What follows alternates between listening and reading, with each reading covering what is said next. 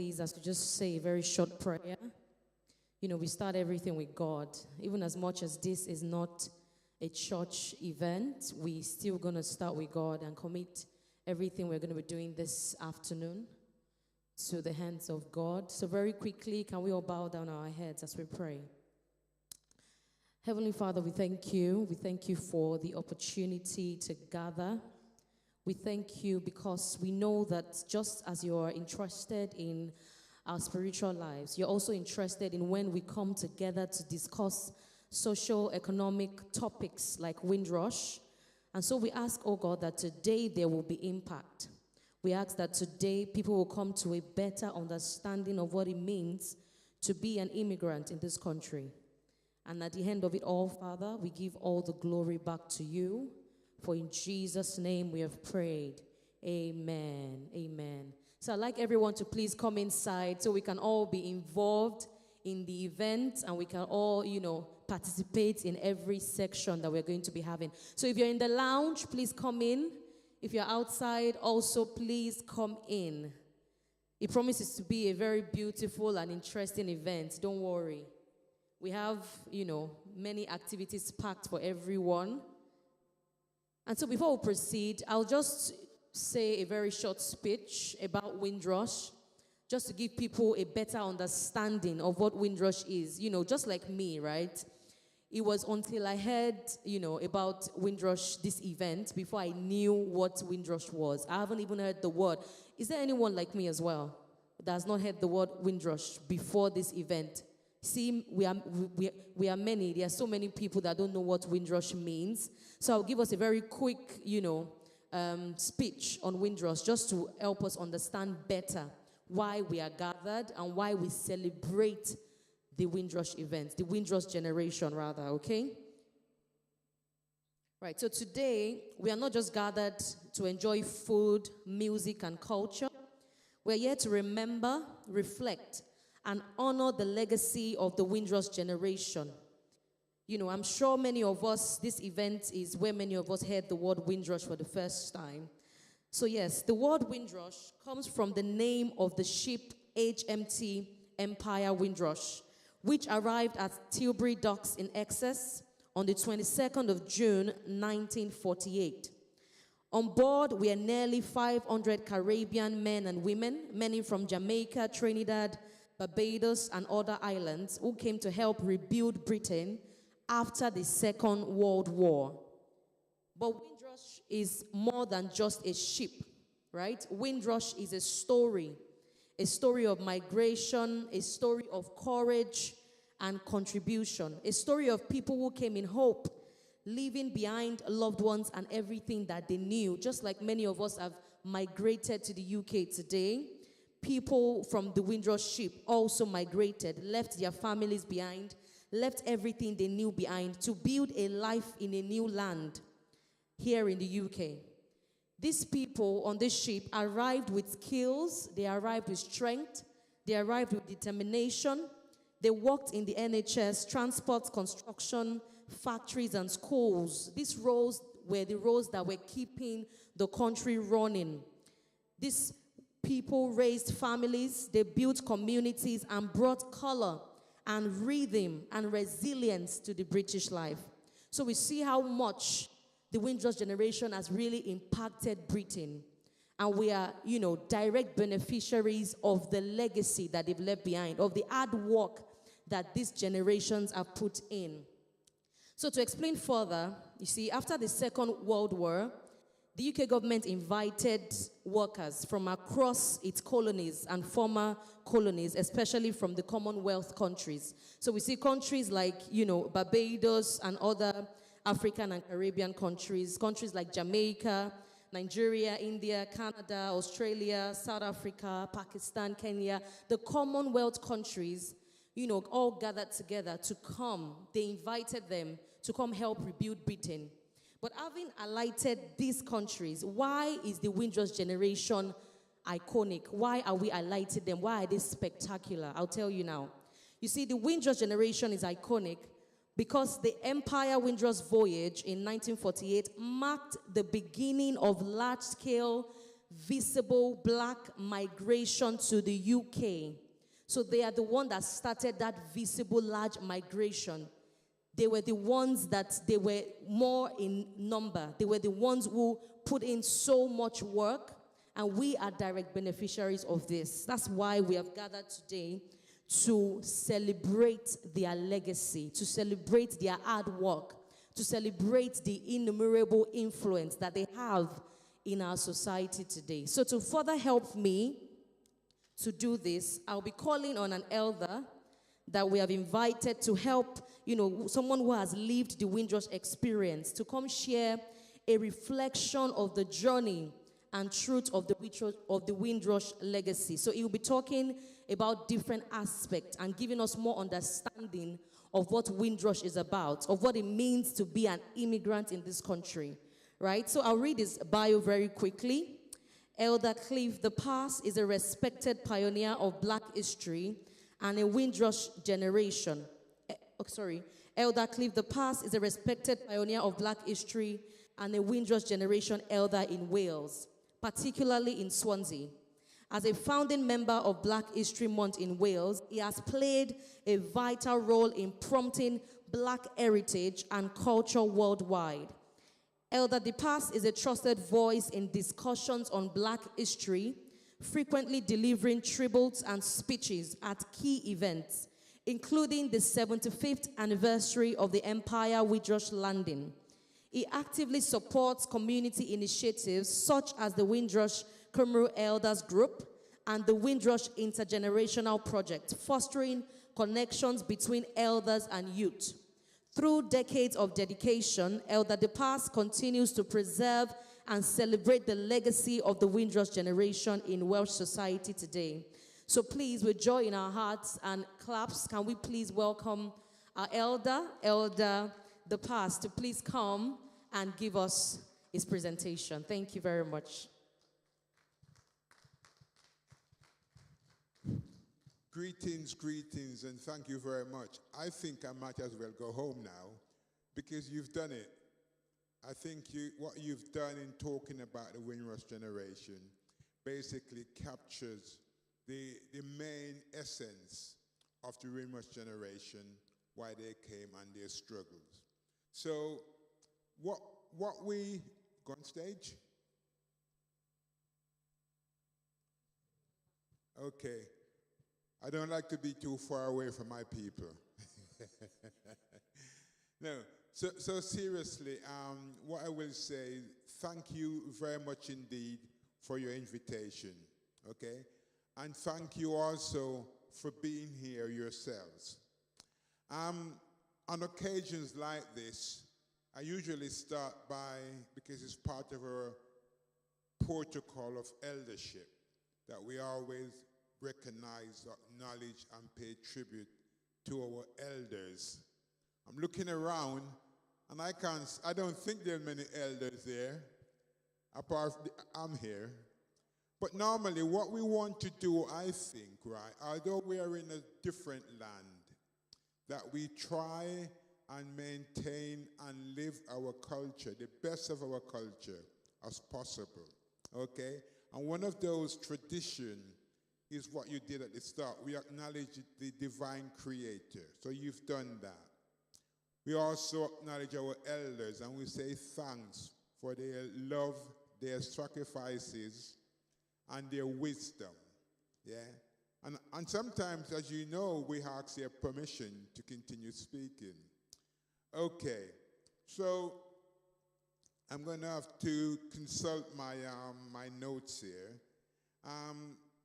So, I suppose I want to start, I pay tribute to the honorable elders. I just want to say a bit about myself, okay? I know you talked about what I'm doing here in Wales as part of the Windrush generation. I must also say sometimes I struggle with that word Windrush generation. I will talk some more about that later on. But, and you know, in African culture, names are important. It tells you something about who you are and what your purpose in life is to be, okay? So my name is Cliff well, people call me Umze. In Swahili, some of you might know that means elders. So I'm referred to as Umze Cliff. It's Cliff de Pass. And de Pass is a French name. And I was born in Jamaica. So that to me is a reflection of colonization of the Caribbean, why I ended up with a French name, okay? I am one of 7 siblings, yeah, and my amazing mom, who passed away 3 years ago, she came to the UK, lived in Bristol. She arrived in 1956. And, you know, sometimes she had to do 2 or 3 jobs. And the journey for my mom in terms of Windrush is very much different from the typical journey. Because what normally happens, the man or dad would come first, then they would send for mom or the woman, and then the children would arrive after. It wasn't that way for me. My mom came by herself. And that's why I refer to her as an amazing woman, because without her, I wouldn't be here. Not just in terms of she's my mother, but when she came, she did 2, 3 jobs in order to put money together to eventually pay for all of us to come to the UK. So we came in age order. My older sister came, then my next sister, and then I came. I came when I was 14 in 1968. So that's why I believe my mom is just an awesome woman, okay? So when I arrived, at 14 from Jamaica, I was just terrified, really. I didn't want to leave Jamaica. So I came and reunited with mom. I went to school for 2 years in Bristol. We really didn't learn a lot in school because I had to adjust to the different culture, the language and everything, you know, coming from Jamaica. And the other thing that I struggled with is reacquainting myself with mom, because I haven't seen her for about 10 years, okay? So when I was left in Jamaica, I stayed with my auntie. So my mom was a very, very devoted Christian, right? And the only place I was allowed to go was to go to church. Yeah, I wasn't able to go to youth clubs and have parties and things like that. But one of the reasons for that was in those days, black children and black people were being picked on and were beaten up. And one of the ways that she protected us was to keep us at home. So that's one of the reasons why I didn't get to go to parties and things. So what I then decided to do after 2 years at school, I decided to join the British Army. Because to be honest, I wasn't getting on too well at home, because I needed to do more than just go to church.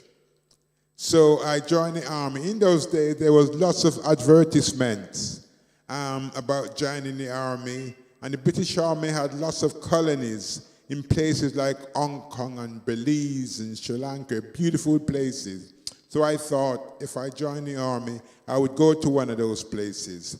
I didn't quite understand what I was letting myself in for.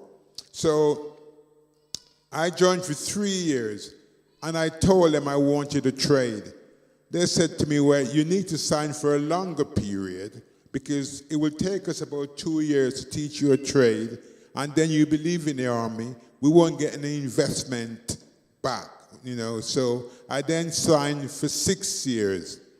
And I must tell you that I left the army without a trade, yeah. So after the army, I came and I worked at the Bristol Blind and Disabled Workshop in Bristol for 6 years. And then I worked for a charity, a children's charity called Barnardo's, okay? And I worked with Barnardo's for 37 years until I retired in 2020. I must quickly tell you that, when you have somebody, elders who believe in you, it's an amazing thing. Because I didn't know that I could work with children and young people when I came out of the army. And whilst I was working in the blind and disabled workshop, this gentleman, this elder called Mr. Lynch, he came to me and said, "There's this job going in Bernardo's. I think you should apply for it." And I said, no, I can't do those kind of social work type of jobs. He goes, "You can." Anyway, I'm a cricketer, so I was playing cricket and I damaged my knee, and I was in the hospital. And I felt so grateful that, okay, I won't need to apply for this job because I'm not fit enough. And Mr. Lynch, he came into the hospital to visit me, and he brought with him an application form. And he sat with me by my bed in the hospital, and we filled the form out together. I got the job for Bernardo's, and that's history, 37 years after I retired. So that's somebody who believed in me. I mean, I struggled in the army, talking about the Windrush generation now. I struggled in the army because of, in those days, 1970, 1976, there was a lot more blatant racism, where people would call you names, you were beaten up and things like that. Oh yes, in the army, sometimes the British army, I wonder sometimes who the real enemy were, because it was like we were living in a curfew. Bob Marley sing this song, "This morning I woke up in a curfew." It's called "Burning and a Looting," this song. He said, "Oh God, I was a prisoner too. I could not recognize those faces standing over me. They were all dressed in uniform of brutality." That's how it felt to me when I was in the British Army. How many rivers do we have to cross before we can talk to the boss? All that we had, it seemed we have lost. We must have really paid the cost. So that was Bob Marley's song, and that's what gave me the courage and the I don't know, to just believe in myself, as a black person in the army. It was reggae music, Rasta music, that actually helped a generation like myself to feel proud of who we are as Windrush generation children, yeah? It was like going to the library when you listen to some of those music, Those are the songs that reconnect us with Africa, and with our identity. So that's just a little story about me, and it connects to the Windrush generation. But I was asked to speak about the experiences of the Windrush generation, their struggles, their triumphs over adversity, their resilience. So I'll say something about that. We're also going to talk about some of the hurdles and the legacies. Now, I don't know about you, but I can tell you that most of us in this country who are black, when I say black, I'm talking about African heritage people. Wherever we're from in the universe, I see us as being connected. So when I say black, I'm talking about African heritage people. Okay? There's also an opportunity for us to learn from each other. In Africa, there's this saying, each one teaches one. So we need to embrace those philosophy and those ideas that come from Mama Africa, the good bits, the good aspect of our culture. So we'll talk a bit about that. And what I have done, I've structured my presentation in a way that I think is a bit logical. So what I'm going to be talking about, firstly, I'm going to talk about who are the Windrush generation. But my sister, you've already done that for me, okay? So I might just touch on a few things there. We're going to talk about why they came, but you also talked a bit about that, okay? How were they received when they arrived? Their contribution to this society, okay? I will talk a little bit about the Windrush scandal, okay? And I said before, names are important. Even that name, the Windrush scandal, we need to examine that, because there's the Windrush generation scandal. There's no scandal in regards to the Windrush generation. It was the Home Office citizenship scandal. Nothing to do with the people. So we need to be very careful and examine words that people use to tell our stories, because we must be able to tell our own stories, okay? So that's the journey I'm going to be taking us through. Are you all okay? I'm told that when you have an African exchange, it's a kind of call and response kind of thing, yeah? So I'm going to try and do that. And as we talk today, please feel free to interrupt, to put your ideas forward so we can have a conversation, we can rap together, okay? So let's try and do that. How long have I got to do this? 20 minutes. Okay, that's a long time. Okay, cool.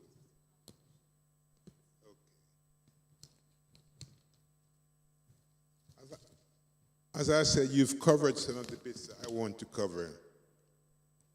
So, who are the Windrush generation? So, the Windrush generation refers to individuals who migrated to the UK from the Caribbean countries between 1948 and 1973. That definition was later widened to include people from the Commonwealth. I'm not even quite sure why they call it the Commonwealth, because it's not as if we're wealthy or anything, as part of the Commonwealth. But there you go. So that story is about, from 1948, it's over 70 years. So the time that we have together today will only be scratching the surface. We will not be able to do them justice in the time that we've got together today. So I encourage all of you to do a bit of research, to talk with each other, to share your stories and learn together about the Windrush generation and how they connect to your story as people who have moved from other places to be here, okay? So the term Windrush generation derived from the ship HMT Empire Windrush. It was one of the first ships to bring Caribbean migrants to Britain. The term Windrush has taken on a dual meaning. It refers to the ship, but also the people who traveled on it. And that is why I struggle with that name Windrush, because I wouldn't call my mom after that ship. It doesn't tell you anything about the people who travel on that ship. So the Empire Windrush was built in Germany. So it was a Nazi ship, really. And originally it was a passenger liner called Monte Rosa. It was later acquired by the British after World War II. It was then renamed HMT Empire Windrush. HMT stands for His Majesty Troop Ship. It was used as a troop ship before being repositioned and for carrying passengers from the Caribbean. As I said, names are important. So whilst I understand the logic and the symbolism of referring to people who traveled on that ship and their descendants as Windrush generation, as I said before, it doesn't do them justice. Doesn't tell you much about who those people are. Doesn't tell you about their character, their personalities, their resilience, their vibes and their spirit. He just tells you that they came on the ship. So that's one of the reasons why I don't like the word Windrush generation. Okay? The other thing about the Windrush story and the narrative behind that is that it almost seems as though all of our history is just wrapped into the Windrush story. And our history was long before that in terms of a relationship with Britain. Okay? So what should we call them, and what do I call them? essentially, I think we're talking about a unique generation of people. Perhaps they are to be called, or maybe they are to be referred to as an heroic, golden, pioneering generation. I think that name begins to tell you something about the people, about their courage, yeah, who they are and what they're about. So why did they came? Again, following the Second World War, the UK faced labor shortages. So prompting the British government to invite people from the Commonwealth countries, including the Caribbean, to come and work here in Britain. Okay? They came in response to the British government's invitation to help build the country after the World War II. They came as British subjects, and this is important to know. They came as members of the Commonwealth and colonies. So the British Nationality Act in 1948 granted citizenship of the United Kingdom and colonies to all of those people. So they weren't really immigrants, they were British subjects who were entitled to live in this country, to work in this country. They had rights to be here. The war was against Germany, yeah? And not long after the war, German people were able to come to Britain without any problem. But the people who fought for this country weren't able to come to this country. Okay? Well, not without struggles. 5 minutes? Okay, let me just run through this then. Okay, so many of the people who came on the ship had fought for Britain in the Second World War, as I said. They fought for a country that wouldn't fight for them when they needed it most. They believed that they were coming to the mother country. They thought that because they were invited, they would be welcomed. So they traveled with hope, they traveled with optimism. They brought with them skills, their culture, food, music, color, vibrancy, their character of resilience, determination, their awesome spirit of joy, and their collective communal values. Those are some of the things that they brought with them.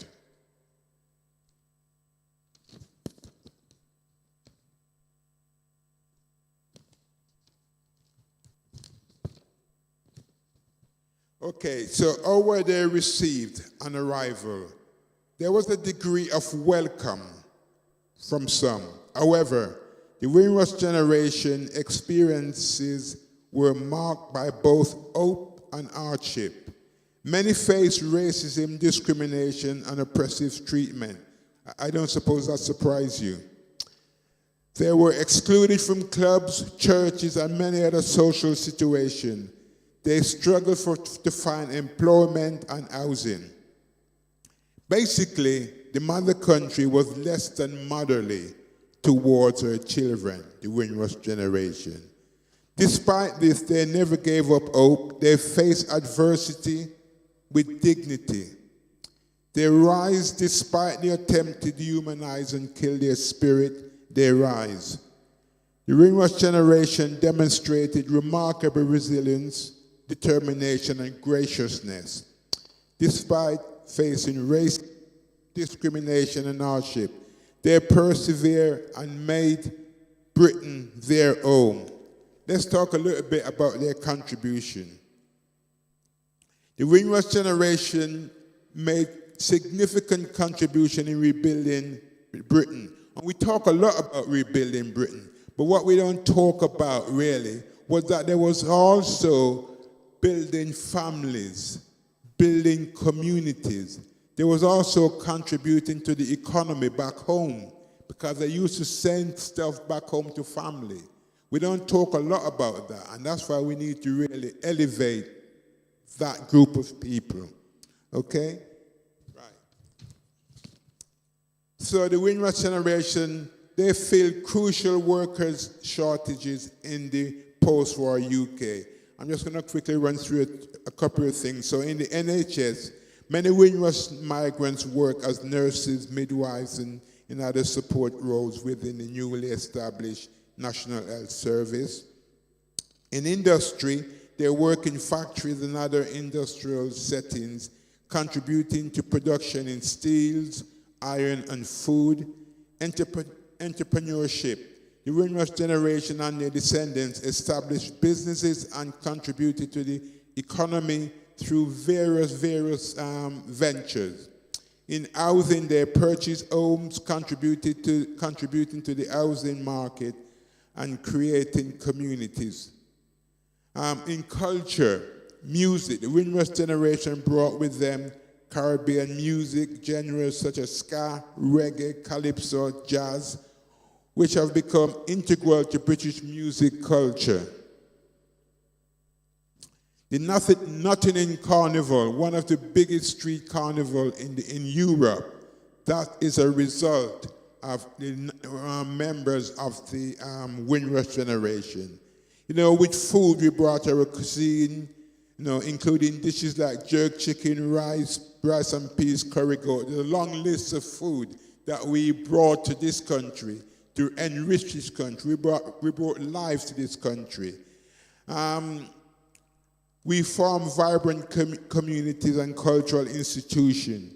The language and literature, Caribbean writers and poets have enriched Britain's literature with their unique perspective, with our unique perspective. And we use also Creole to influence how we communicate. Do you want to come now? I haven't quite finished, but we might pick up on some of this as we do. Yeah, okay. Cool. Thank you very much. Can we please give Elder Cliff a pass around? Thank you very much, sir. That was, a beautiful presentation. Thank you. So very quickly, I'll ask you some questions. Can I get an extra mic, please? If it's there, thank you. I'll ask you some questions, to see how the Windrush experience has created a transgenerational influence on us right now as immigrants here in the UK, right? So the first questions I'm going to be asking is, when you arrived Britain, right, what challenges did you face culturally and socially when you were trying to settle in? I know you've mentioned some things during your presentation, but I'd like you to highlight them in very few words, okay, just so we can understand and we can relate with you. Thank you. Okay. So in regards to talking about challenges that I faced and the Windrush generation faced, it was one of arriving in a country where you felt before you arrived that you were going to be welcomed because you were invited. So the challenges was really about how we deal with some of the racism that we were actually experiencing, my parents was experiencing. So that's one of the challenges of finding jobs. And but one of the important things also is in regards to how they came together, right, as communities as well. So they were like community gatherings to like help people feel that they have a community. Absolutely, because they weren't included in society, and they came from a culture where there's collective values. Right. Where people used to work together back in the Caribbean. Okay. So they then had to go back to those values and those principles. To settle in and survive here in the UK, is that what you're saying? That's right. They had to come together as a community, as people, and started to, it's about self-determination, begin to do for self. So they started their own churches, for example, because they weren't welcome in some of the churches that were in this country. All right. Yeah. So they had separate churches for people from the Windrush generation, is that what you're saying? Yes, but not only from a Windrush generation, but also from other black people that were in the country that were experiencing similar difficulties. Okay. Yeah. Thank you very much. So that gave them more like, a sense of belonging then, when they were in, a church that had people that looked like them. Yes, yes. And one thing about the church, by the way, I'm not a Christian. Oh, yeah. Yeah. Okay. But one of the things, but I used to go to church. I had to go to church, you know. But one of the things about going to church is it gives you a sense of community, a sense of fellowship. Right. Yeah. And that brought people together. You know, I played cricket, and we had to find our own cricket club, a West Indian cricket club, because we weren't welcome in other cricket clubs. So it gave us the opportunity to do for self. Right. Yeah. Thank you very much. So, how much would you say that the contribution of immigrants have affected the British economy today? Well, I think without us being in this country, I don't know what Britain would be like. It would be lacking so much vibrancy. So we brought all of our culture, you know, our way of life, you know, to this country. Yeah, not just the food and the cuisine and all of those things, but the fact that we're here and we've helped Britain to become more of a multicultural society. Because when we first came, the idea with the Windrush generation was that they would assimilate into British culture without practicing their own culture, you know. But we resisted that because we felt that we want to still remain connected to our culture, our rituals and our practices, because those things are important in regards to, I think, our survival rely a bit on us being who we are as a people. Right, thank you. So we are aware of the illegal deportation that has been happening, that happened rather, Yeah. with people from the Windrush generation. How would you say that is today? Would you say it's a lot better? Would you say it's been addressed? Or, you know, it's something we're still looking forward to being better? Well, it is being addressed, and I mean, with the Windrush Home Office scandal, yeah, as you know, lots of people were deported. They couldn't do their jobs anymore. They lost their pension. There's people who went on holiday back in Jamaica as British citizens, and when they tried to get back into the country, they weren't allowed back into the country. Can you imagine that? So the scandal was horrific, but the government then they recognized that they did a wrong to the Windrush generation. They apologized, and then they set up this compensation scheme. Very, very difficult to access it. Lots of people passed away before they were able to access that money. But how much money can you pay on a person's trauma and suffering? It's difficult to really assess that. But there is a Windrush compensation scheme. This new government have actually just recently appointed a Windrush commissioner. His name is Clive Foster. So he now has got the responsibility to try and make sure that everyone who's entitled, you know, to funds, everyone that has been impacted and will be compensated. Right, thank you very much.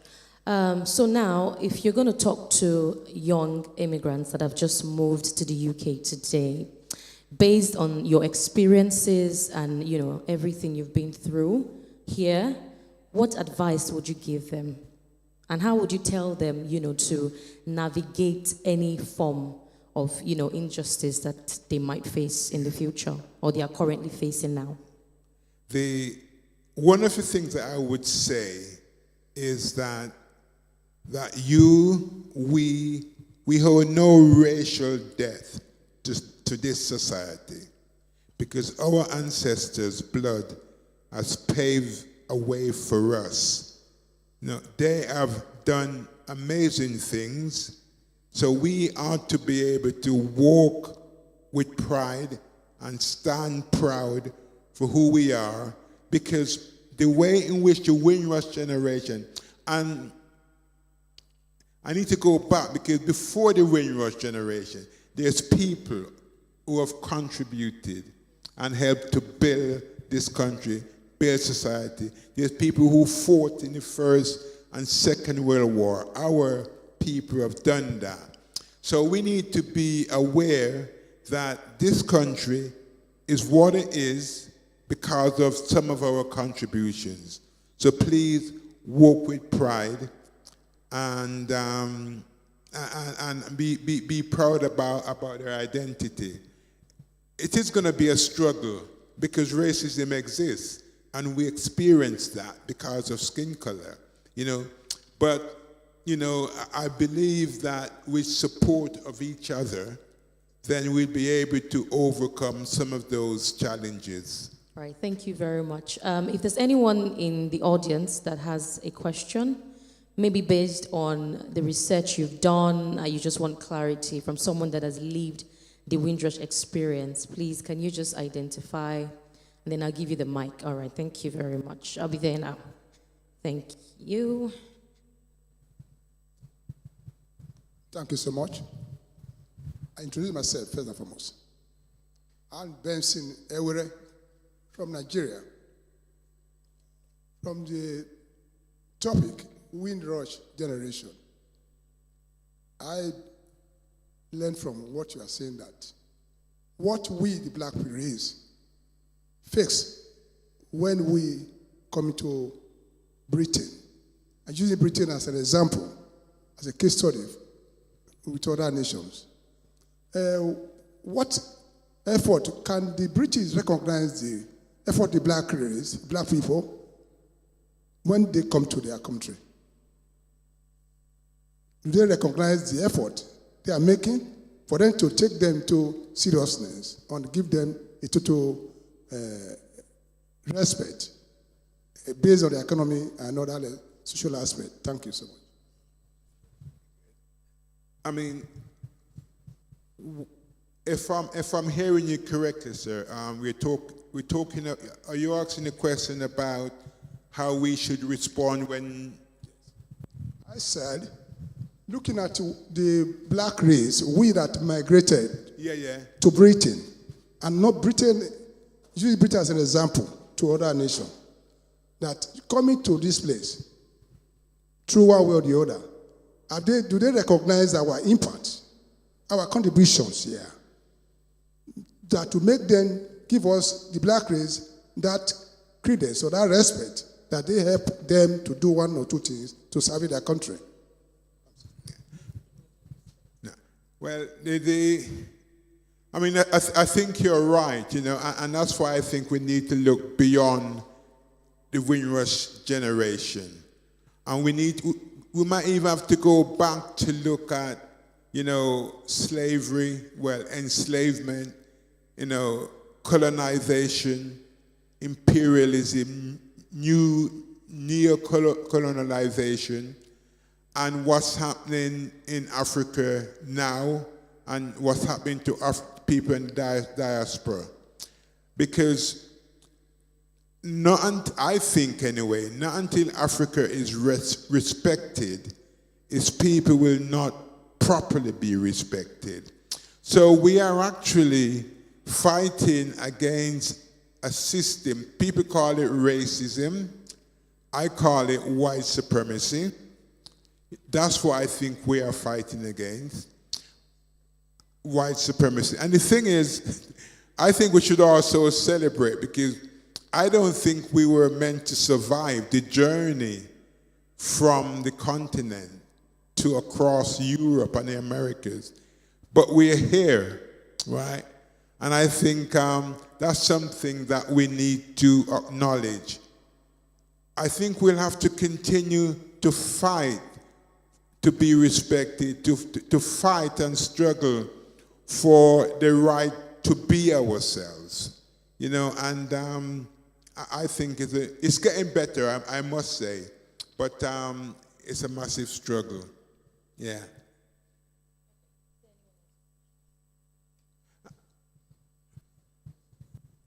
Thank you. My name is Jeffrey.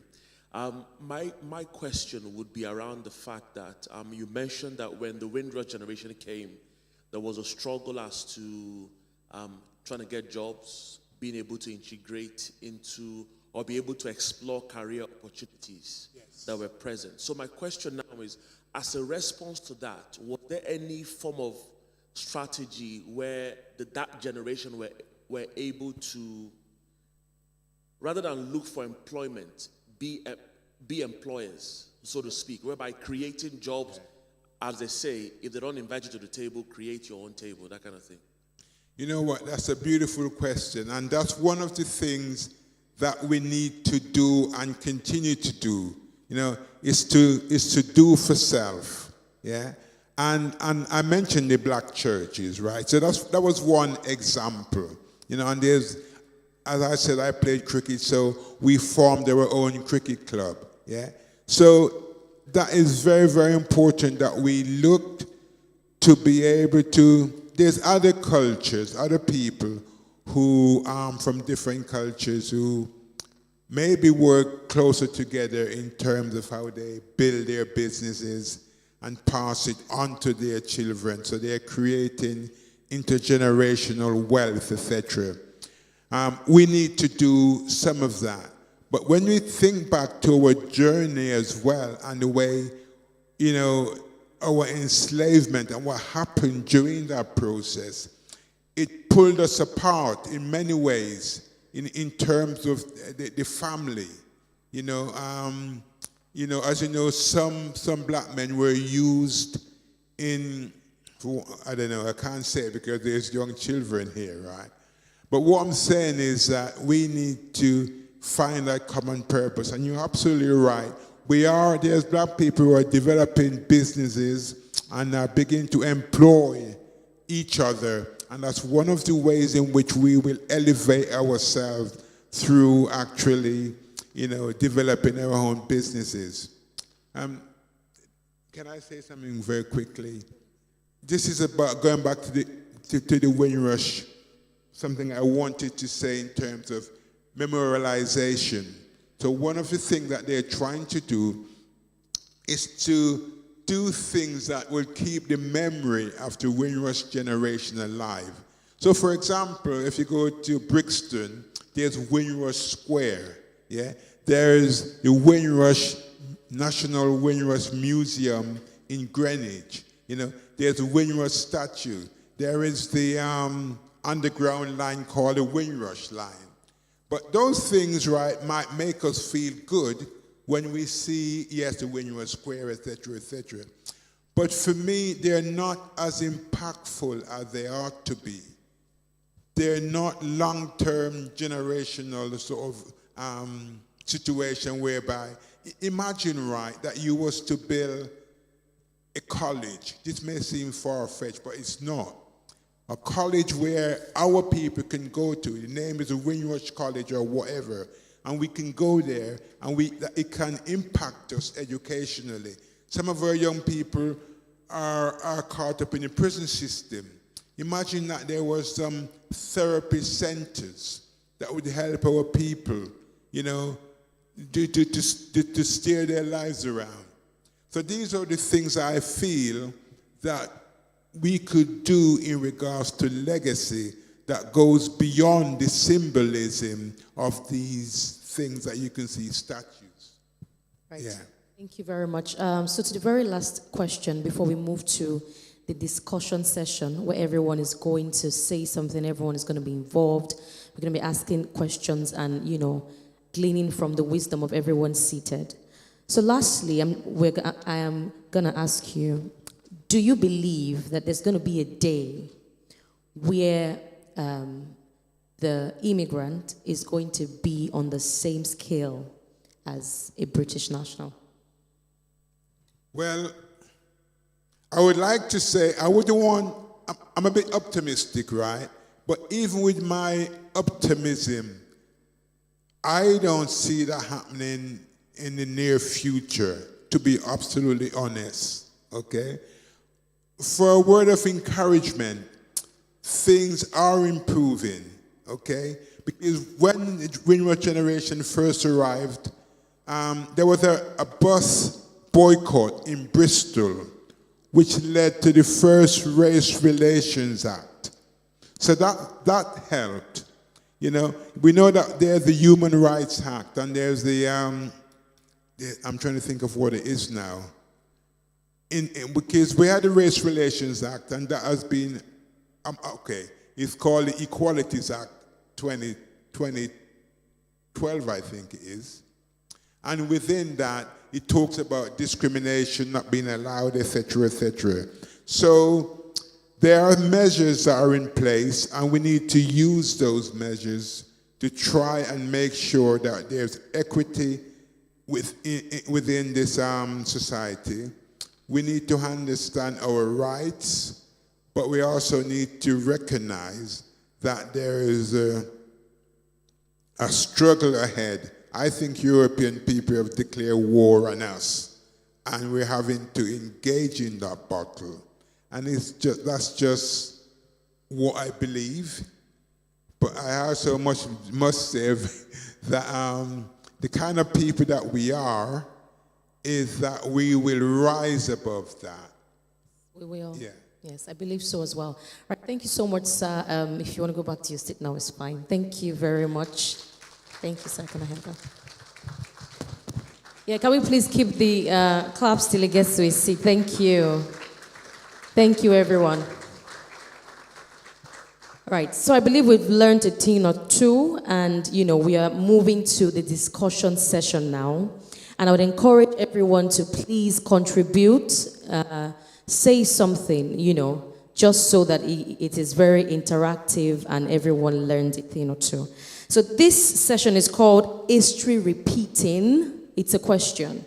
So we are looking at what the Windrush generation went through, how we still have it in our society today, how it still relates to us. We might not have the same specific situations that they had, but I'm sure that now, today, there are different ways that we can say that, okay, what they experienced then is still happening now.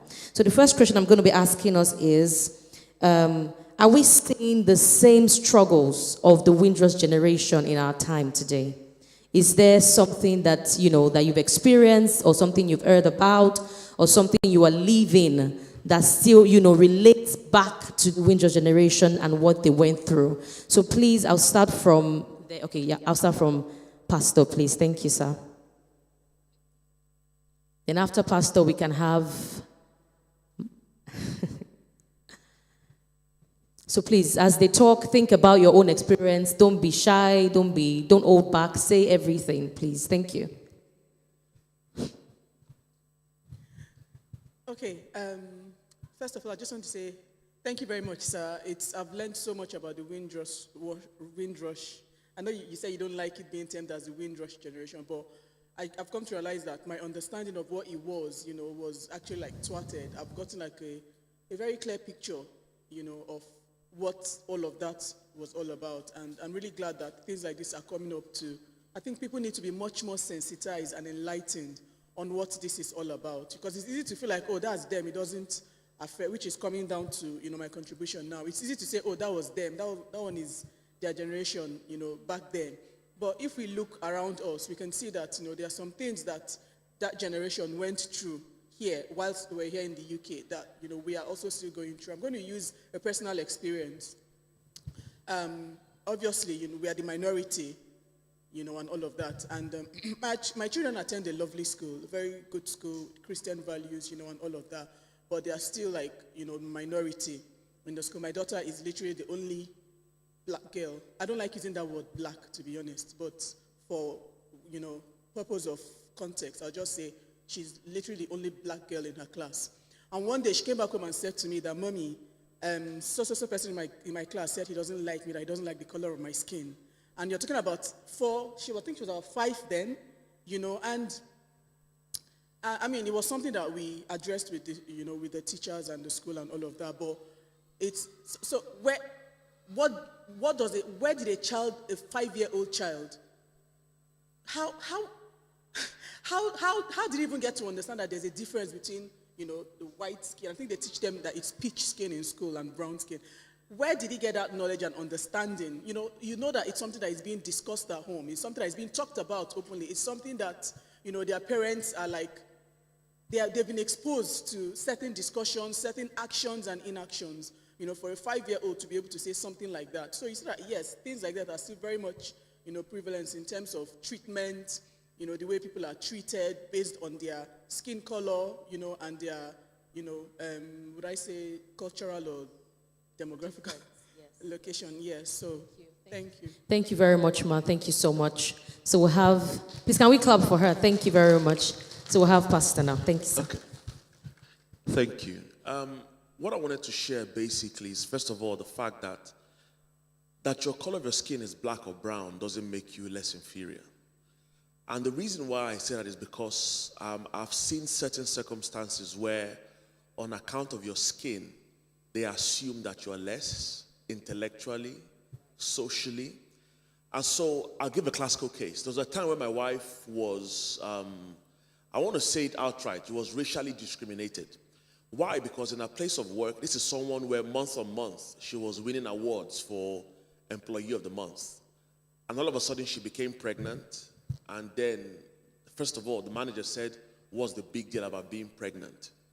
And long story cut short, she came to work one day and she was suspended.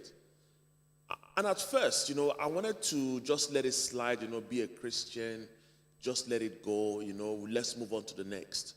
But I had this unrest within me that why should they believe that I don't know what it takes to fight back? And she's a lawyer.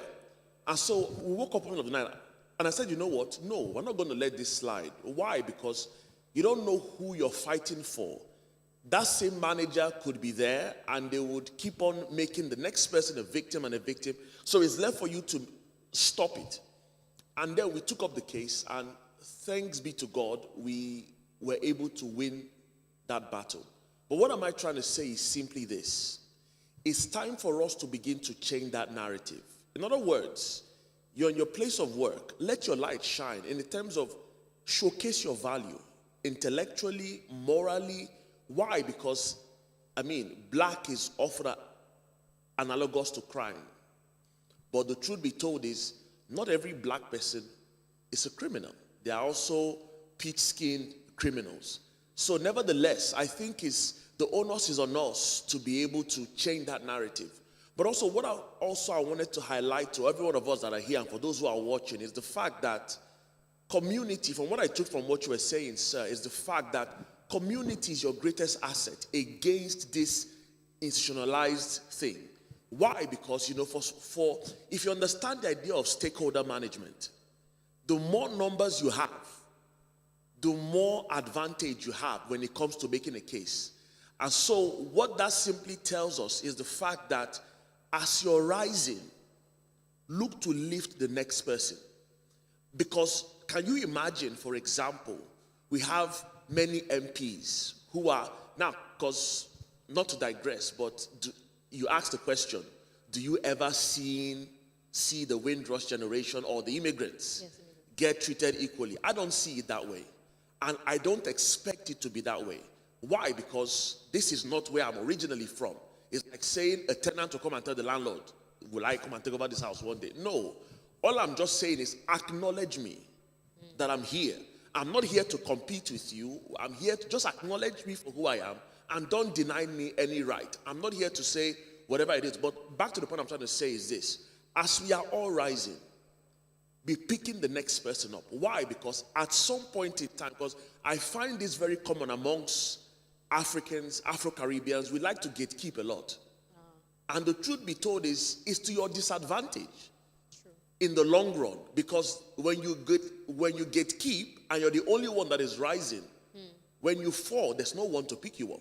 And so, but the more we are all rising and everyone has a seat at that table, when you speak, you know that you have other people who are backing you. So what I'm trying to say in essence is there any opportunity for you to serve in your community? Don't shy away from it. It could be free, it could be involuntary. For example, I sit on the boards of certain schools. I gain nothing from it. As a matter of fact, it drains my time. But I know for a fact that so long as I'm on that table, you cannot bring any racial issue and I will not speak up. Why? Because I'm there to represent people of my color. We're not competing, But the fact is, I wouldn't just let things go. And so it's a charge for all of us that are here, because at the end of the day, you must understand that we are riding on the sacrifices of their generation. What will our children ride on if we keep mute? So again, it's just my own contribution. That's amazing. Can we please give him a round of applause? Such wealth of wisdom. That's amazing. Just to piggyback on what he said, he's saying that we should strive to be in places where important decisions are made, places of influence. We should not shy away from that. So please, is there any other person that'd like to contribute to this? How do you think that what the Windrush generation went through is still playing out today? I'd like to still take more people from here. Thank you very much. That brother in white. First, thank you. Thank you very much for just like the other person said, I didn't understand about the Windrush. Until now, yeah. Yes, but many of us. Yeah, I don't want to mention that, so I don't take more of your time. Yeah. Like, I'm privileged to work somewhere, which is, I wouldn't want to mention the name because of where I work, but I was the first colored person to be employed there in the team. So, and when I was employed, there were certain conditions which I should have benefited from. Yeah. But they said, oh, because you're from this background and we think you don't have the experience, but that don't worry when you start, But again, the foundation of my profession is span across whether Africa or Europe, because we use the same code. I'll use that word. So, but not to digress a lot, but sometimes what I've noticed is that when you bring an idea, maybe there's a problem, you're trying to solve a problem, and you bring an idea to say, okay, this is the solution, what I think. And when you table the solution, they look at the solution, it's really good, but they will not accept it directly. They'll beat around the bush, go around, and say, okay, they'll fine-tune it a bit and say, okay, let's take this solution.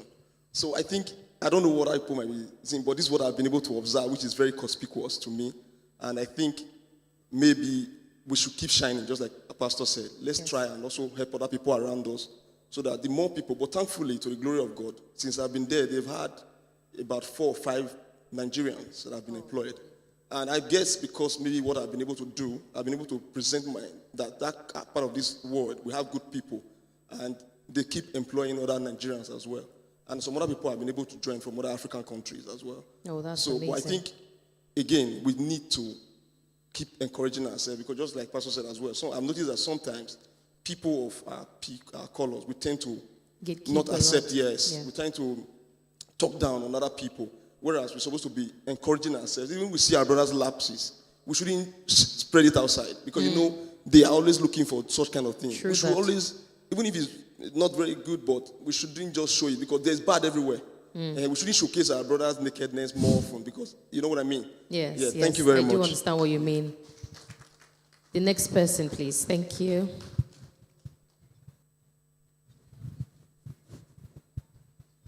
Yeah, I would just like to mention something that related to what the last speaker said regarding we not washing our dirty linen outside. And that relates to what the pastor mentioned as well regarding lifting others up. I think what we might try to look at is we not forcing ourselves to be accepted, because like we learned from the Windrush legacy that the elder shared with us, he mentioned about them looking at what they could create among themselves at a communal level. I think that way, if we showcase what we've got as a community, let's say as Black or as Caribbean or anything, they tend to value that more than when we like forcibly try to integrate and fit in. Yeah. Secondly, I would like to mention about we passing on these legacies to our children, sharing those stories with them, because at times these kids go to school, they hear a lot in form of them getting educated. If they don't have this first-hand information from us about what our culture is about, they might learn about other stuffs unconsciously. For example, my son in school was being chosen to play a role of a woman in the name of a school concert.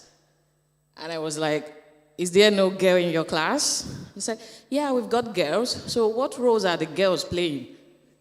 Oh, yeah, the teacher just wanted me to be Elsa. And I read about Elsa on Google. I'm like, why do they want you to and they wanted me to buy costumes, like wigs, all these female. I'm like, okay. If that was going to kick off, like, I'm going to the school tomorrow and all that. And I said, no, calm down. We had to sit him down and lecture him. Like, this is why you shouldn't allow this. And I think at the end of that conversation, he told us himself, I'll go to my teacher and tell him I don't want to be Elsa. So it's more about we passing this culture on to our children as well, so that they value what they've got and they don't force themselves to be accepted. To be accepted. Thank you very much. That's amazing. So to ride on what she has said, right? We're still in, the conversation, right? The next question that I'm going to ask is, how do we continue to fight for justice, identity, and inclusion? So yes, just to ride on what she said now, what things do you think we can do to continue to fight for justice, identity, and inclusion in today's world as immigrants? Thank you. So I would say when it comes to fighting, I would say going through with the burdens that we have, and I'll use 2 examples. Number 1, education. English wasn't my first language, it was actually German.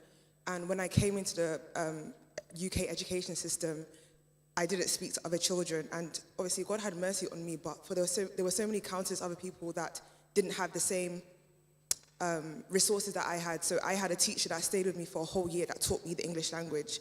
Many black students didn't have that opportunity. And even though I was the only black child within my year, it was still difficult for me to integrate. When my brother came in the following year, he didn't have that same experience. So I would definitely say when it comes to, and I use education for first, is that if you know, when you're integrating, knowing what the school system is and having a burden to see it through, especially with how the UK system is, I guess, ordered. It's not ordered towards Black British, it's not ordered towards Africans, it's not catered towards Caribbeans as well. Even when we read textbooks, you see the names John, Harry, you don't see Funke, you don't see, what's another name? Taiwo. And it might seem so small, but being able to see yourself, even in the books that you read, really makes an impact on the children. Yes, it does. Even within GCSEs, a lot of the resources that we look at, they aren't catered towards us.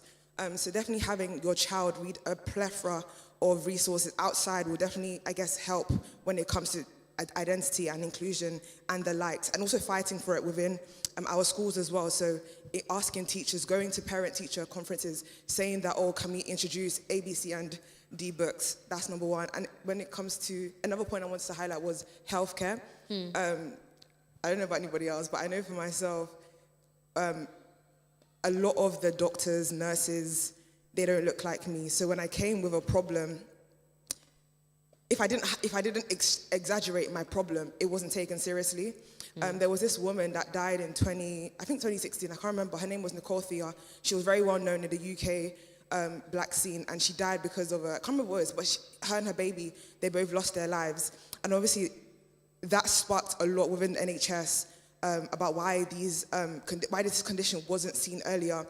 Obviously, there's people that are creating resources to highlight black conditions, because it's not similar to our counterpart conditions. So I would definitely say fighting for what you know is right, even though they might not take you seriously. I'm sure that at one point somebody will take you seriously. They'll take you seriously. Thank you very much. Right, before the next person answers, I'll just ride on what she said. One of the things that we thought to talk about today is the maternal mortality, the rate at which black women go through maternal mortality. So if there's anyone here that's given birth here in the UK, do you want to just quickly share with us what that experience was like? And if there's anything you can say towards, fighting for inclusion, justice, and identity, please. Anyone that has had a child here that would like to say. Would you like to say something, Sister Ife? Thank you so much. Can you please give her the mic? Thank you. Thank you. So my experience giving birth to my daughter last week, and sorry, Uncle Cliff, it's so nice to see you once again. Yeah. Experience giving back to Hamaris wasn't the best. And I think if I didn't raise my hand, you would have called me, actually. What happened, just a little short story, was I started contracting on Friday afternoon, thereabout. And then we went to the hospital, you know, again, first time mom. But I would say to myself that my threshold for pain is quite high. But that day was just not holding at all. So we went into the hospital and I was checked and I was told I was just 1 centimeter and to go back home. And my husband was so agitated because he was telling them, this person has got high threshold of pain. But for her to be this, like the way she's trashing and everything, there's got to be something else going on. But you know, the midwife kept on saying, oh, first time moms, you read so much on internet, this is the latent stage of labor, it's gonna get worse than this. She just went on and sent us back to the house. So we went back home. Saturday morning, I noticed a bit of discharge, which wasn't normal. And then we rang them to tell them. Then we went back to the hospital again. That was Saturday morning. Mind you, I've been contracting since Friday. So we went back Saturday afternoon, morning thereabout.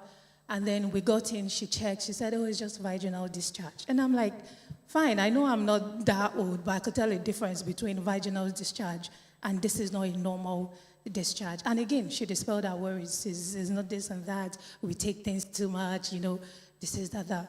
But they sent us back again the second time. We went back home. And then towards the midnight of Sunday morning, that was 2 a.m., I knew at that time that if I did not get to the hospital, like, I might as well just lose my life because the pain was so much. Amaris wasn't really moving as such. Like, things were just not going well. So we went back. And at that time, my husband was like well prepared that whatever it is they want to do, we're not going back home. So we went back into the hospital. They checked us again. I guess how many centimeters I was? 1 centimeter. And then they were like, oh, it's still the latent stage of labor. Is this the same story, you know? Then my husband was like, we can't keep doing, you know, this back and forth all the time, this and that. We're not going back. They said there's no bed. They can't keep us there, you know, things like that. My husband said when we were walking in, he saw empty rooms. Like, there's so many rooms. So put us somewhere, anywhere. So the nurse left, and 10 minutes later, they found us a room. So they put me in the room and literally left off there from 2 a.m. Then every single time, my husband go back to the nurse's station and be like, you need to come and see her because he's just not understanding what's going on. Then they would tell my husband again, this is the first time, latent stage of labor, it's normal, go back. And again like that. And mind you, all through this time, I was discharging colored water and this like that. But my husband was cleaning up because they weren't coming to see us anyway. So I was left like that till, was it 8 a.m. that they do changeover or something? And I felt that was when God sent my own angels. So 8 a.m. the next morning, there was a changeover and then new nurses came in. And the nurses were like, immediately she entered, she saw me, she knew I was in distress. So she was like, was I left alone like this all through the night? And then I said nothing. They offered me paracetamol to take, and seriously. So she said there was an injection they could have given me, you know, to help. And even you're saying I have to get to 4 centimeters before epidural, you know, this like that. And mind you, before then I was saying no epidural, Hebrew women, oh my God, I was shouting for that epidural. And then the nurse came in, all like that. They checked me finally, I was 4 centimeters. So they said, oh, I could get the epidural, wheel me up to the delivery room, which was, I think, the 5th floor or thereabout. So just between the minute of wheeling me from the 4th floor to the 5th floor, again, I do not think I was even in this world at that point. All I was just waiting to hear is, oh, we've brought your epidural or something. So when they came upstairs, again, they handed you over to another set of midwives that will take over. And those one comes in, they wanted to do the introduction at, I think, protocol demand. And the woman came in, and I think her eyes went to the monitor or something, and they pulled whatever. Sincerely, it felt like Grey's Anatomy, like everything just scattered within that minute. And they said they had to rush me for emergency cesarean. And I was like, wait, I've been contracting since Friday. Now you want to rush me for a cesarean section? I might as well just come in and have the cesarean, you know? So we were rushed for this and that. The doctor was so pissed because she kept asking me, who was the midwife in charge of you downstairs? They should have seen this, you know. this and this and that. And I think what traumatized me to date was hearing that my daughter's heartbeat was flatlined. So I might not know anything about medical line, but I know the meaning of flatline. So I kept begging God, like, I cannot do this in vain, because we had seen the signs over and over. We had gone several times to the nurse's station, but we've been dispelled, saying we read too much online, new mothers, we take in too much information, things like that. To the glory of God, of course, this is a marriage, everything went fine. But again, what's the moral lesson of the story? My husband really wanted to take care of with that, like he wanted to drag that midwife to the last point.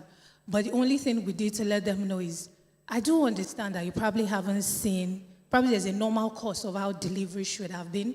But again, do not dispel the fact that I'm telling you how I'm feeling. I know probably the normal process is your feeling should be progressing from 1 to 2 to 3, but mine started all over. And why that happened is, I think she had pulled from Friday, so she was in distress. That was why she was causing that lot of pain. And we did tell them, of course, the normal thing, apologies.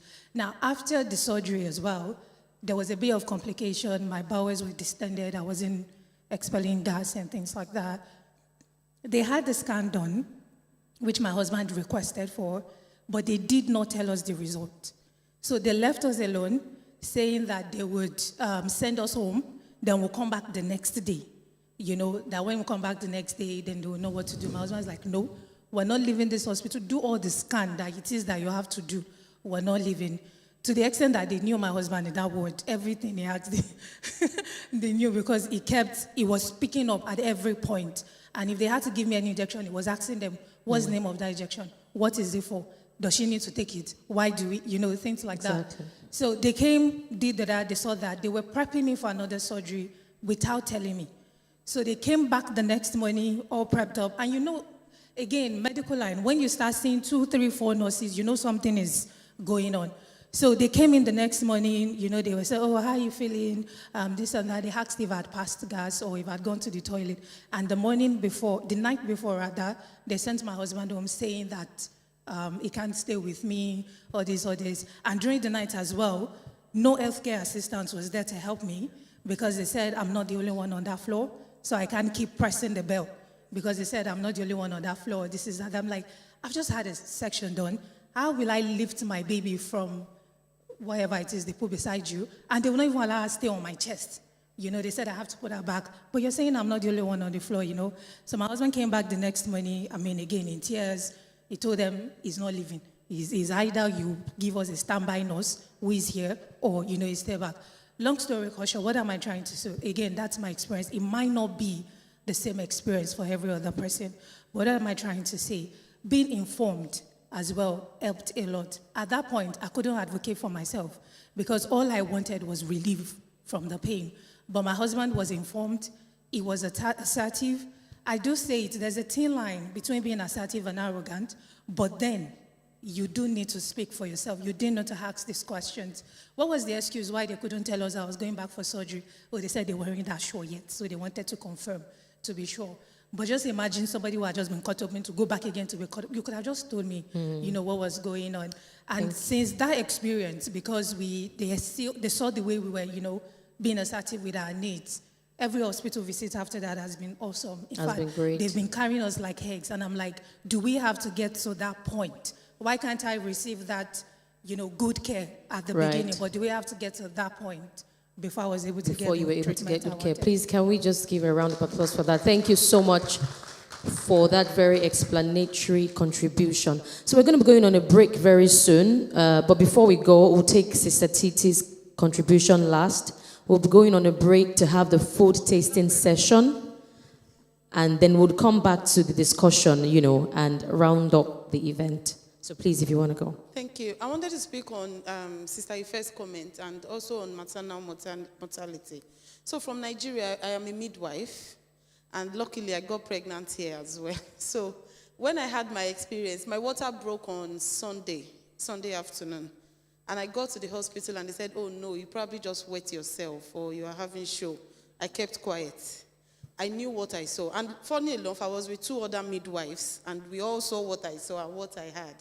And for some reason, so I'm going somewhere, for some reason I kept quiet and I was observing everything. So on Sunday, I went back home. I went back again on Monday when contractions started. I went back home because they carried out a particular test that revealed that my water did not break. When in actual sense, my water broke. And under the law, like under medical route, a baby should not be inside there more than 24 hours after the water has broken. So I was there Sunday, Monday, Tuesday. Baby was still there. So on Wednesday, when the contractions came rapidly, I rushed to the hospital in the midnight. And they said, yes, now you are in labor. We can continue. So the first thing they did, say, oh, this lady's water has ruptured. I kept quiet. And then they were all doing series of examinations. I kept quiet. I was looking at the monitor. I was monitoring my baby myself. And then they came and said, oh, Mrs. Babatunde, your baby is in distress. I was looking at the monitor. My baby's heart rate is 140. This is not distress. But I kept quiet again. But somebody came and spoke to me, said, no, your baby's cord has prolapsed, which is one of the complications of having your waters, when your waters has broken for too long and you are still contracting. So it was dangerous for me to have continued contracting. The placenta could have torn and I would have lost both my life and the baby's life. But these people, I don't know, for one reason or the other, they didn't believe me. And I, for one reason or the other, also kept quiet. And where I'm going is the point of us keeping quiet as individuals. And I would like to say, because it happens to me as well, it's not just a minority thing. It's everybody. And the reason is that in the medical field, there is, especially in that aspect, maternal aspect, there's a lot of litigation. So they have to follow the book. If it's not in the book, they would likely not follow it. But when you are assertive, and I'm not excusing them, because just of recent, there was a just concluded, what's it called now? Investigation into the reason for maternal and child issues. And they called for people actually, but a lot of us didn't go. I didn't go myself. They called for people to bring their experiences. And it was not just blacks. It was not just people from minority groups. It was everybody. You'd hear stories of people. You would hear a lot of things and you would cringe. But now they are having, there was, one of the reports we had then was that there was no system of handover from the bottom floor to the top floor. So that's like antenatal to postnatal. So they're just bringing you, there's no system within the doctors, not the nurses. So midwives rather. So there were a lot of lapses, which, aside from being assertive, please, I want to just say it as children of God, prayer helps. Prayer helps because you just don't know what you're going to meet. And at the same time, as you're praying, we should really, really be assertive. We should really be demanding. What are you doing? I tell people, even in Nigeria, you don't just take any medication because even the best of the doctors are, after all, human beings. Ask, what am I doing? This is how I am feeling. If this doctor says, no, this is what I think, there's always chance for a second opinion, which is that's where the difference now comes with for us as minority, because a lot of times, like myself, we just take it calmly. We really, very rarely would. I didn't ask for a second opinion. Thank God for the other person who came to whisper in my ear and say, Titi, it's in your best interest to go for a CS. That's after 3 days of serious contractions. Go for a CS now because you must not push this baby. Then she whispered, your baby has, I think she saw that I'm a nurse as well. So she said, your baby's cord has just prolapsed. And I could feel it coming out already. So you need to go for a CS now. So, it's two things for me. I didn't speak. I was just going with the flow. I don't know, maybe I was in too much pain. And thank God anyway, thank God for prayers that. So it was just those two things. And at the same time, I would just say, in maternal and child health, they're doing several investigations and they're calling for responses such as this. Right, we don't want to put people in trouble by speaking up, but it's not just about putting someone in trouble, it's about saving the life of somebody the next else person. If we speak up today, is going to translate to the lives of people that are coming on. Thank you so much, Sister Ife. Can we please Clap for her. So, right, we'll be having a breakout session now where we would be tasting. Or you want to say something as well? A quick point there, okay. Right, before we go for the food tasting, please let's Elder Cliff the Pass make a quick point. There are many things I wish to say, but I just want to respond to the lady who just spoke about her experience. And one of the things that she said is that it happens to everyone. And that is true to a point. While she was speaking, because I know this for myself, but I wanted to confirm it, I just Googled the experience of black women in childbirth in the UK. So I'm just going to read what it says there. And I know we can't believe everything that we read, but I've followed the research. So black women in the UK experience significant disparities in maternity care, facing higher rates of negative outcomes and poorer experiences compared to their white counterpart. And it goes on to talk more about their experiences. So it is true that all women experience difficulties, but black women disproportionately experience these situations far more than white women. So I just wanted to say that. Yeah. Right, thank you so much, sir. Thank you, sir. Thank you very much. So, right, so we're having the breakout session now, and we will be going for the food tasting. So we'll be going in a line, starting from the first row. By rows, we are going to be going to have, a taste of the Caribbean cuisine. There are different things there. We have the jerk chicken, we have pies, banana bread, Jamaican curry stew, we have fried plantain, we have rice and peas, the Jamaican style. Just go there and try the Caribbean dishes, and you let us know how it tastes. I'm going to ask us to rate it, because I know it's going to be very good. So we'll be going line by line, or is it row by row then? Elder Cliff the Pass, do you want to try first and just give us your... Thank you, sir. Yes, please try first. Thank you. And yes, some people have seen something that looks like meat pie and asked me why it's yellow. That's a Jamaican patty. So it's not meat pie. It's Jamaican. Right, Jamaican patty. So please, let's taste it as we come back to the discussion in a few minutes.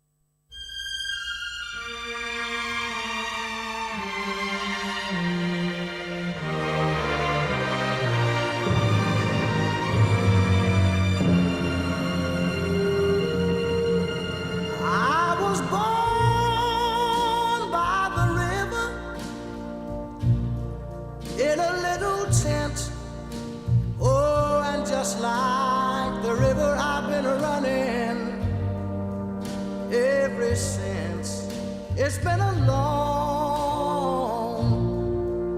long time coming, but I know a change gonna come.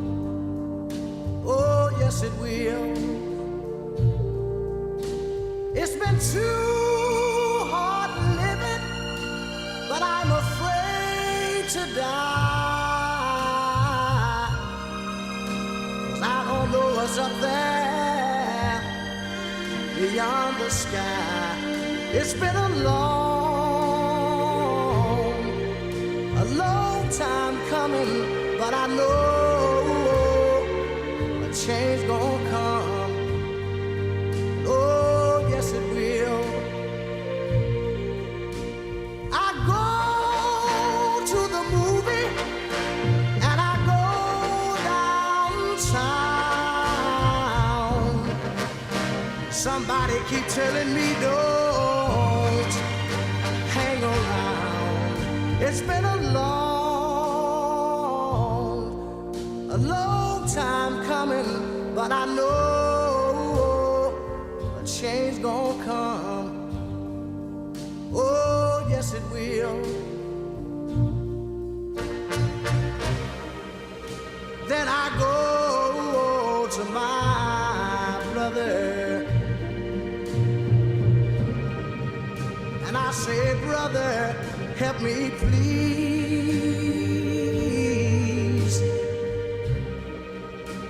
But he winds up knocking me back down on my knees. Oh, there've been times that I thought I couldn't last for long, but now I think I'm able to carry on. It's been a long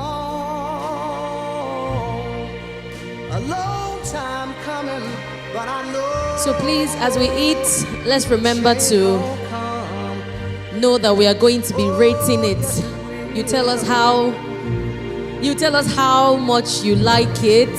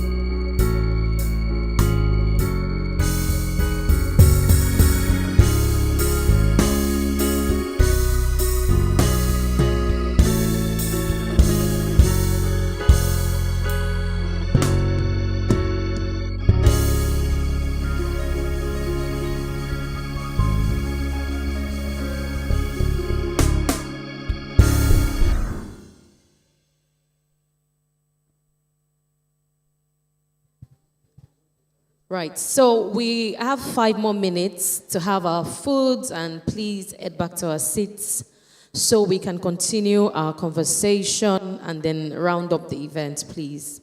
5 more minutes, please. Thank you.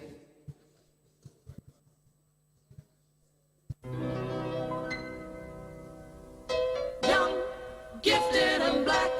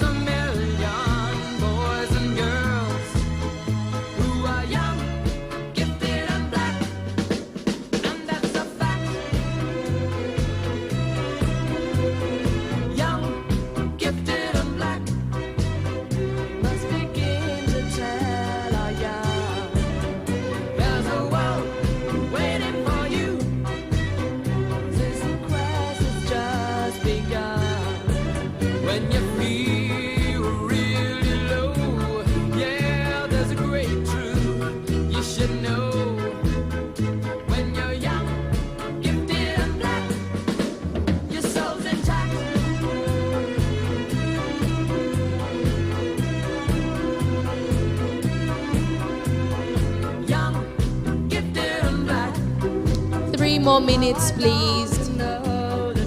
3 more minutes. There are times when I look back and I am haunted by my youth. Oh, but my joy of today is that we can all be proud to say, to be young, gifted and black is where it's at.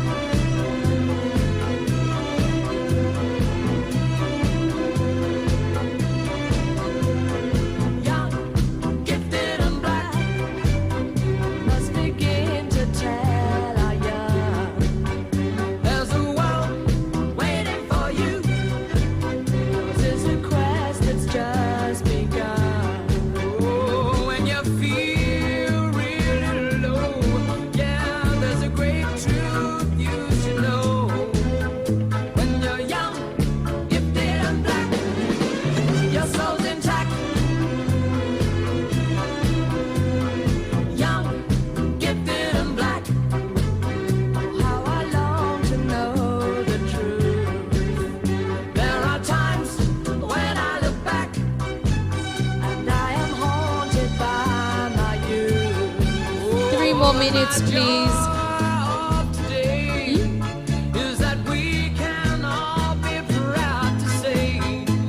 3 more minutes, please, and we're going to go back to our conversation and round off.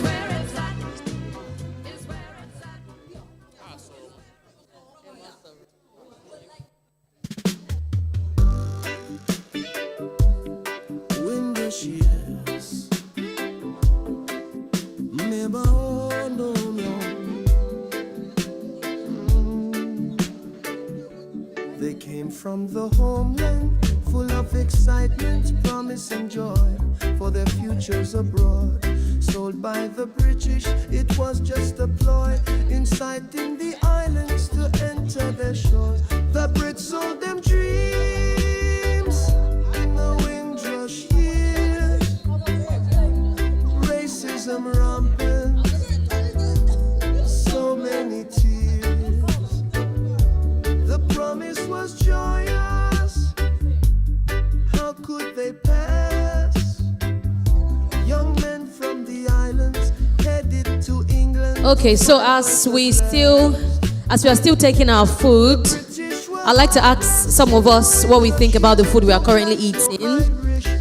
So if you'd like to give us a review, can you please raise your hand? Or I'll come to you randomly to just tell us what that taste is like for you. Rate it, tell us what you think. And I'll start from Elder Cliff the Pass. So please, can you tell us how you like what you've eaten? My rating, I had jollof rice, plantains, curry goat, and mine is 10 out of 10. No, seriously, absolutely delicious. Thank you very much. 10 out of 10. I'm coming back to someone now. I'll come to you randomly. Get ready for me. See, you cleared your plate. Thank you, sir. Right, I know who I'm coming to next. Please tell us. I also had the rice and peas with the curry sauce, and it was really nice. From a Nigerian cooking it was so nice. 10 times. So, a Nigerian made the dish. And for Elder Cliff the past to say it's a 10 out of 10. I'm so proud now that I'm Nigerian. Come on. Okay, who else? Who else wants to rate what they are eating right now? Who else do we give? I want to give it to someone that's not. Okay.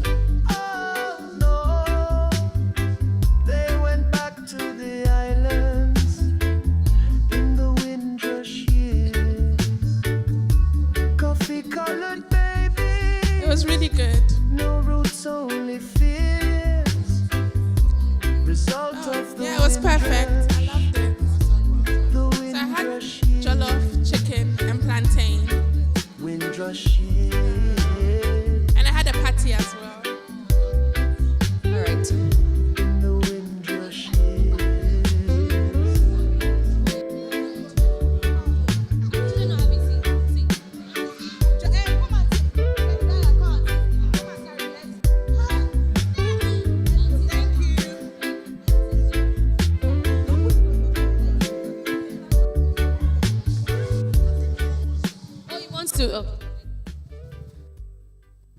So please give us your review of what you've eaten.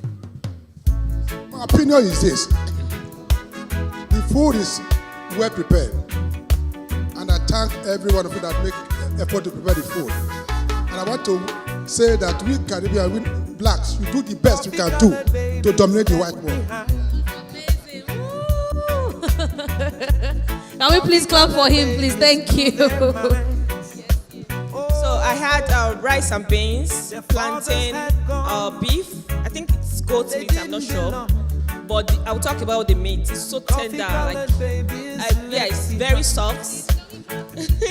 I love my meat flavorful and tender. So it's really, I'll give it 10 over 10 for that meat. I love it so much. Thank you. Wow, that's amazing. Is it coffee-colored babies left behind? Marks for their appearance, texture that they hadn't seen, resulting from the windrush, gifted from their sovereign. Coffee-colored babies left behind. Coffee-colored babies blew their minds. Oh no, their fathers had gone. They didn't belong. Coffee-colored babies left behind. People looking sideways, noses in the air. They saw them all as Negroes. Their ignorance was clear. Coffee-colored babies left behind. Right, so just for our information, the food we are eating currently was prepared by a business called Carrie's Cuisine. So just, if you want to place your orders for what they make, this is a black business, right? We are looking to employ people. We are looking to be employers and not just employees, just as we had discussed earlier. So you can reach out to them to place your orders. The party you are having was made by Gourmet Pastry Shop. They are also on Instagram. They are on every social media pages. You can reach out to them if you want to, taste this again. And then the drink that we've had now, the hibiscus drink, popularly called the Zobo drink in Nigerian language, right? Was made by Vera Bell Delicious Guzzle. Jamaicans call it Sorrel. So these are the 3 businesses that have provided food for us to eat today. And we can always reach out to them, to place your orders privately if you really, really love it, okay? So we are going to be going back to our discussion, and we are going to be concluding the event very soon. So this part of the discussion, I'm going to ask very quickly. I know that majority of us here, or there are quite a number of people here that work in health and social care. So health and social care right now is a very, very popular, I would say a very popular sector that's been mentioned a lot now. So if there's anyone amongst us, can you please talk to us quickly about how you see that the Windrush generation, what they've experienced, is being played out, again in the health and social care sector today. So if you're interested, if you'd like to talk about it, can you please wave your hand and I'll bring it to you. I'm waiting. If you'd like to talk about this, how you think, what's going on today in health and social care. That's you maybe working in care as a support worker or in any job description, right? How it ties to the Windrush generation, what they went through, and how it ties to what you're going through right now. Please, are we here? If you're with me, can you please wave your hands? Because I think people are enjoying their food too much. You guys, you're not looking at me again. Please look at me. Hello. So yes, if you work in health and social care, can you please say something very quickly? Or I can bring the microphone to you now, if you're not volunteering to say something.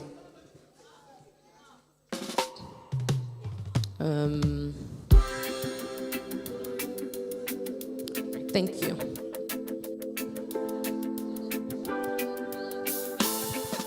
Hello, everyone. I'm a doctor, but I currently work as a carer. Media, please, can we reduce the volume of the song, please?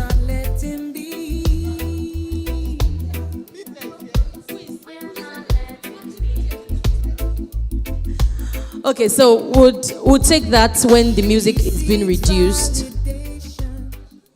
Oh, thank you very much. It's been reduced now. Thank you. Hello, everyone. So I'm a doctor, but I currently work as a carer. But I'm going to focus on the doctor part. So if you didn't train here, you are referred to as international medical graduate. And so to practice here, ideally you should go through the exams, PLAB 1 and PLAB 2, and then get registered and get a job. Today makes it exactly 2 years that I've been registered. No job. I think it was even better 2023, 2024.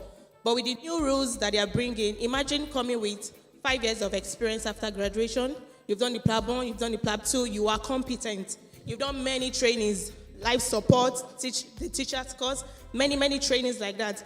And the new rule says that they are going to prioritize British medical graduates. Someone fresh from university over me. Imagine, I've had thousands of applications, none successful. The only interview I had, the person said, I'm an international person with 1 year clinical gap as at then, that I cannot be employed blatantly. And she said that she would rather take someone that just graduated over me. You've said it rightly, and I think we're even back to the slavery time, not even the Windrush generation right now. It's pathetic. Thank you. Wow, please, can we give her a round of applause?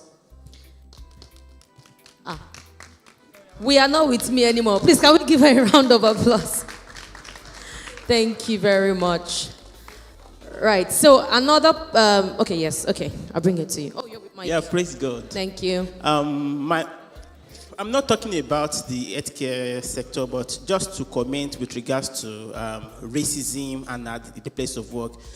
There's a point that one of my manager called me, she was like, I don't want you to have your break outside, maybe telling me a confinement that this is where I should have my break. I was just like, no, I can't you can't tell me where to have my break.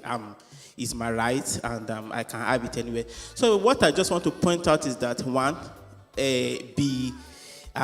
know yourself, then be able to stand on your ground, because these people they will try and just like maybe things that they want to impose on you. But if they see the situation where they see that this person knows is right and yes, so they will not be able to. Then as work colleagues at work, there's probability of maybe, I don't know how I'll put it, like maybe being jealous or something. Let me put it like that. That yes, do it. But a situation where you do your work, you try and as well blend with them, be able to work with them. but yes, and in the presence of the boss, no, you don't just do yes, sir, yes, sir, yes, sir. Know your word and do your work very well, and the respect will come from there. Praise God. Thank you very much. Right, so just to piggyback on that, right, everyone has spoken about how to fight for justice, inclusion, and identity. And I'll just say that, speaking up, being assertive usually really helps. Because I know the number of opportunities that I've been able to get at work just because I am someone who speaks up. I'm very outspoken. If I'm not comfortable, I will speak up, right? I'm not scared of saying exactly how I feel and what I want to change. Of course, not in an aggressive manner, in a respectful manner, but you want to make sure that you drive the point home. You pass your message across. So if you are in any situation, you want to make sure that you speak up. If you're not very confident, you can work on your confidence, work on your communication skills, just to, make sure that you always pass your grievances, in a respectful manner. That way, it really does help, and it opens doors for us at work. Right, so finally, I would say that, in the health and social care sector, we've had a lot of shortages that many immigrants, I'll say like the majority of people who work in health and social care are immigrants. And, these shortages are being filled by immigrants, but now we've been hearing so many news of all the immigration rate has been really high and all of that. So it just ties back to the Windrush generation, how, they were invited here to help rebuild the British economy, and now the same thing is happening where many people have traveled from far and wide to fill those gaps that, the British nationals can't fill, and then we are being called different names, saying that many people are taking up space, right? So it just still ties back. So it just shows us that this thing is still in existence. It's just in different patterns, different ways, and different forms. So just to, help us, we need to still build that level of confidence to always speak up for ourselves where necessary. Right, the final question I'll be asking before we close the event for today is that what role do we play in shaping tomorrow, right? The Windrush generation, they fought for us, they've paved ways. Now we can do things together in the same place as other nationalities. This is because of the fight of our heroes, of the Windrush generation. These people have fought for us to be where we are today. Some of the public services that we enjoy is because, many people have gone through this marginalization in the past, and they've been able to win, they've been able to fight and help us get the opportunities that we are getting today. So what is our generation doing? What are we doing towards, propelling transgenerational legacy to the next generation so that they will look back now and say, okay, it's because of these people in 2025 that we are able to do this now. So yes, personally, I'll ask, and I would like us to answer that what are you currently doing, maybe in your place of work, or wherever you represent, to help open doors for the next people that are coming in the future. So if there's anyone that wants to answer, can you please wave? We'll just take this very quickly, and then we are going to round up the event. So please, if there's anyone that wants to talk about what are you doing now to shape the future for the next generation as an immigrant in this country. If we're not waving hands, I'm going to come to you. Right, thank you. I think, first, I would say education. You have to keep developing yourself. You don't take up a job and just think you remain there. You keep developing yourself. Opportunity comes. Develop yourself. Aspire for something higher as well, and believe in yourself. I think that's what I have to say. Right, please can we clap for him? Thank you very much. Is there anyone else that would like to say something? Okay, sorry, you've been saying something. I don't work here. The role I know we should play is to work hard, as you rightly said, and continue to fight for your right. Then see what you can do by way of finding somebody that can go to the parliamentary section that will help to, introduce policies that we benefit the will. Yes, okay. My own contribution would be that do your work to the best of your knowledge. Like the example he gave that because of the work he did, they employed 5 more people. So to help other generations or help other black people, do your work to the best so that they're able to commend you and bring in other people. Yeah.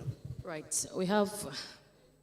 Okay, so one of the things I think we can do, especially now, in our workplaces, right, is to do our work the right way, do the best that we can, and portray good characters.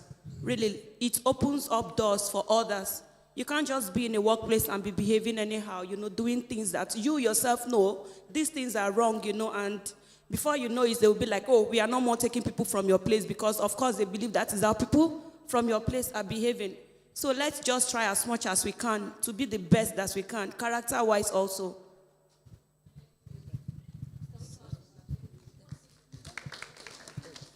So, I've been in the UK for a good number of years, but I would say I've worked with 2 organizations a bit longer. And for me, any organization I enter, I always want to know what is the progression pathway. Thanks for sharing that, but it's always a case that, we are coming from a place, it's poverty, because of that, I don't want to lose my source of income, I don't want to lose my livelihood, so because of that, I'm going to keep quiet. But the reality is that if we do that, we're just going to create a glass ceiling, and in a few years' time, it becomes a norm or a standard for people from ethnic minority. So the way we do that is to identify 3 key stages here. There is a line manager, there is a mentor, but the most importantly, who is your sponsor? Who is that person that is sitting in the higher table that is your voice, that is speaking for you? Who know you and know your ambition, that is able to push your case? So when those managers, those people in suits, whether men or women, sit at the higher table, who is it out there that is saying XYZ has a skill set and he or she is able to be promoted to cover that role? So anywhere we work, I always encourage, make sure that these 3 facets, you are maximizing them. It's good to have a mentor.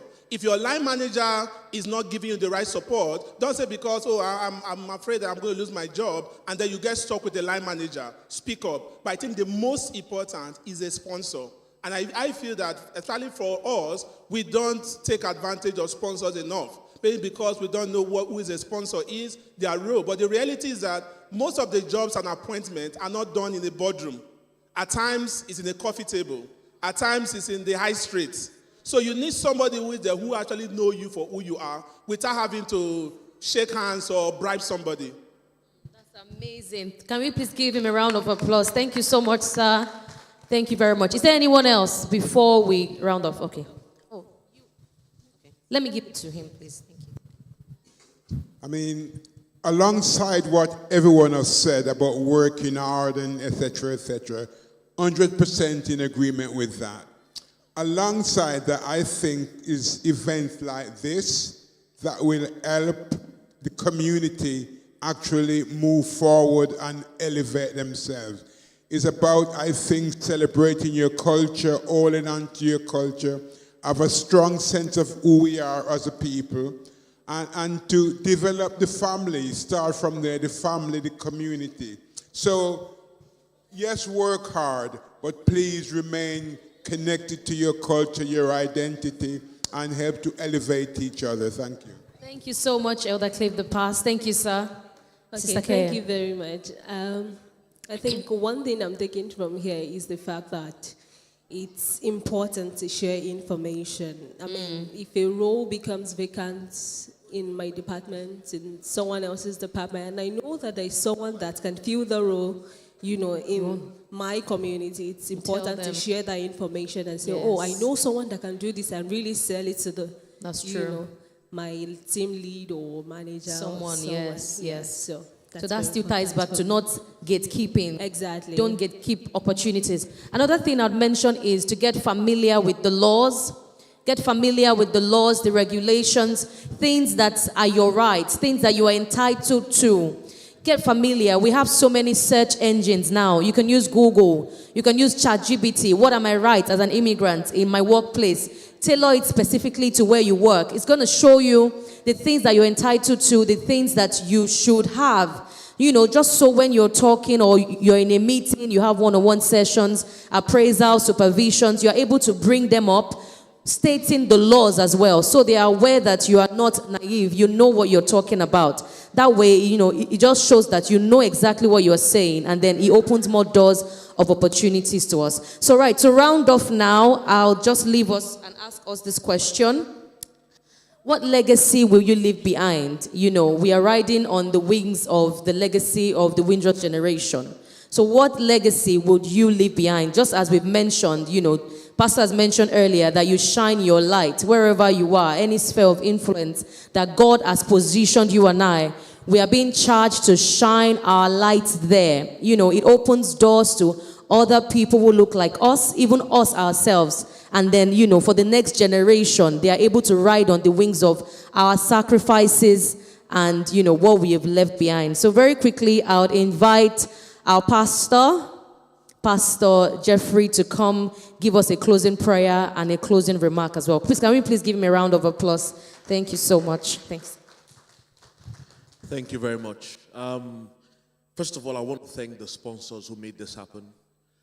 The Welsh government, the Race Council, Cymru, but also the Windrush elders. I think as a way of vote of thanks, I think events like this is what brings enlightenment to each and every one of us. And I think like the sister who shared her story that you, doctor, am I right? Yes, and I think one of the things that could also help is networking. And for example, in our church, this is why we started community groups. People who have like minds, similar ambitions come together. You never know the potential of what such a community could come out of. Some have gotten jobs, some have gotten sponsorships as a result of belonging to such community groups. But again, all I would want to encourage is never stop networking. Hard work is good, but the truth be told is until you network, you would never know what's out there for you. And finally, I will say, open your mouth and speak. There's this, I don't want to say it's prejudice or self-inflicted prejudice, whereby you believe you're being humble by not saying what you want. The Bible says in Matthew 7 verse 7, it says, ask and you will receive.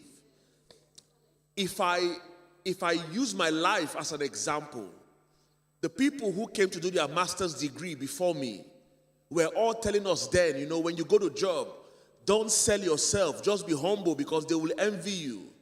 And here I was in an interview, in an orientation room, and everybody was selling themselves, what they've accomplished. Imagine if I kept my mouth shut. I'm not sure I'll be here. So for me, all I'm just trying to encourage is work hard, that's good. Have an integrity to represent our culture, our people accurately.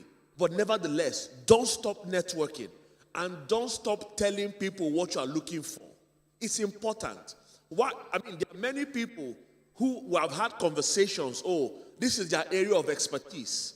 And I say, okay, fine, I know somebody that can do this. It costs me nothing. I don't want to gain anything from it.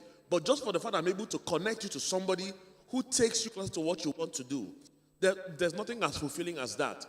And like somebody will say, we rise by lifting others, And so please, I think this is a remarkable event. And so even for the project coordinator, Nicole, well done.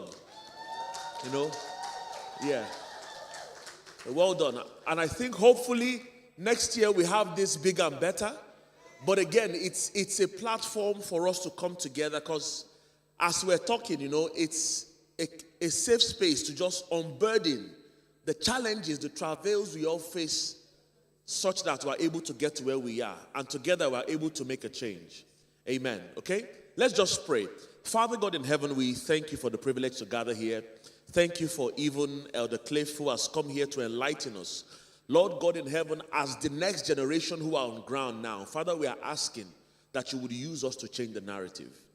That beyond this, oh God in heaven, use us to shine your light. That many would see and acknowledge that Jesus is Lord. Help us, oh God in heaven.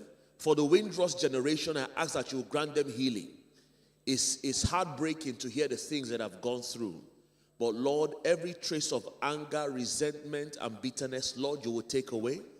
And for us, the next generation, we will be able to give a better future to our children. All to the glory and honor of your name. In Jesus' mighty name we have prayed.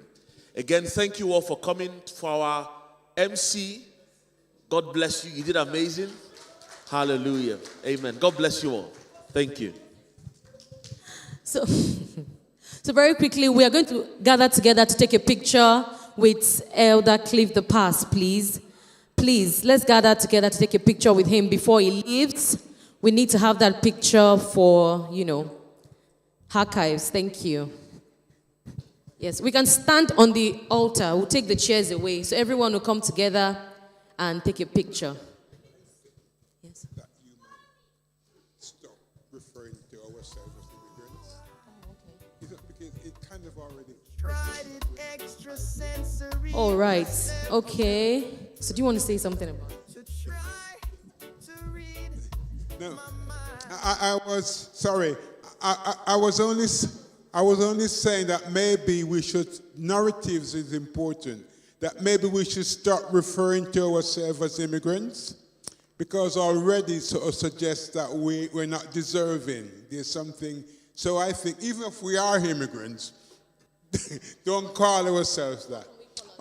We're citizens here who are paying taxes and all the rest of it, and I think we should just step boldly and assert ourselves. And yeah, we're here and we're contributing. I think I heard our pastor say something about, okay, he was just talking. So yes, you said we should call ourselves residents, citizens.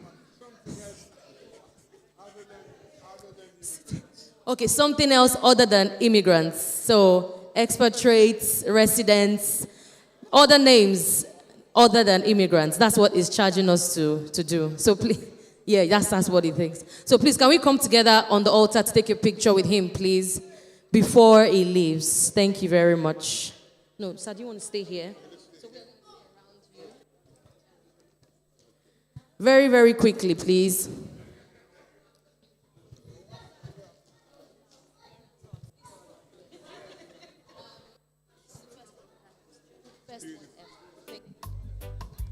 Failing every time. You always blew my mind, misunderstand.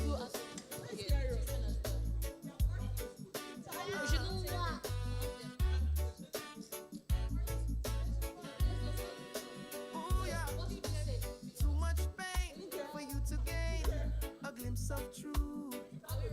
Just misunderstanding.